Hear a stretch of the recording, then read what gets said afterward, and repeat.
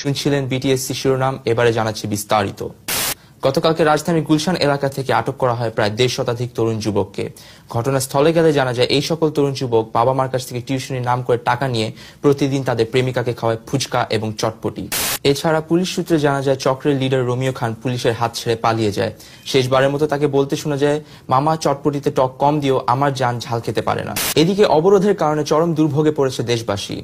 তরুণ যুবক সকল বয়সের মানুষ রাস্তায় ভিড় জমিয়েছেন লাইন ধরে। সেখানে উপস্থিত আছেন আমাদের চিফ রিপোর্টার হাবিব। সরাসরি চলে যাচ্ছি তার কাছে। জি সালমান, আপনি যেটা দেখতে পাচ্ছেন, আমরা রাজধানীর একটি রাস্তায় দাঁড়িয়ে আছি এবং আমার পিছনে কিছু সাধারণ জনগণ দাঁড়িয়ে আছেন। তারা কেন দাঁড়িয়েছেন সেটা আমরা জানি না, এখন এই মুহূর্তে তাদের কাছ থেকে আমরা জানবো সেটা। জি, আপনার অনুভূতি কি? আমার সুন্দর একটা ডিউটি জন্য দাঁড়িয়ে।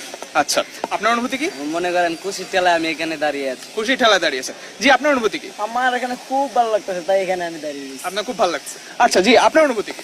আকাশটা খুবই ভালো, আমি সেই জন্য খুশি ছিল এখানে। আপনি আকাশ দেখতেছেন, আপনার আকাশ খুব ভালো লাগছে। জি সালমান, সো আমরা যেটা বুঝলাম যে আমাদের দেশে কষ্টের অভাব নেই, কিন্তু খুশির ঠেলার অভাব নেই। সবাই এখানে খুশির ঠেলায় দাঁড়িয়েছেন। অন্যদিকে ম্যাক্সিমাস ফোন ব্যবহার না করায় বেদম প্রহার করা হয় ৩ যুবককে। ঘটনা সূত্রে জানা যায় ম্যাক্সিমাস ফোনের স্টাইলিশ ডিজাইন এবং লেটেস্ট টেকনোলজি থাকা সত্ত্বেও এই তরুণ যুবক কিনেছে বেশি দাম দিয়ে বাজে বাজে ফোন। এতে ক্ষুব্ধ হয়ে যায় এলাকাবাসী এবং তাদেরকে বেদম প্রহার করা শুরু করে। ঘটনাস্থলে উপস্থিত আছেন আমাদের স্টাফ করেসপন্ডেন্ট বাবু।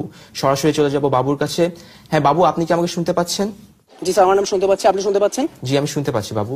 সালমান, আপনি কি পরিষ্কার শুনতে পাচ্ছেন? হ্যাঁ ভাই, আমি শুনতে পাচ্ছি, আপনি বলেন।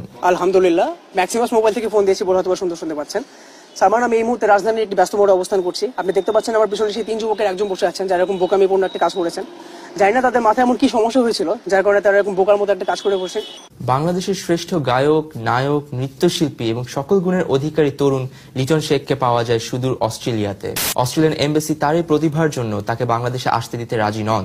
প্রায় ১০ মিলিয়ন ক্রাউডের মাঝে আজ হয়ে যায় তার ফার্স্ট অ্যালবাম জিপসি হার্টের প্রথম সোলো লাইভ কনসার্ট। চলুন দেখে আসি সেই কনসার্টের কিছু দৃশ্য।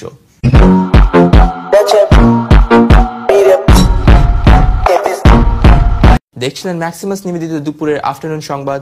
বিদায় নিচ্ছি আমি সালমান মুক্তাদির। গুড আফটারনুন থেকে।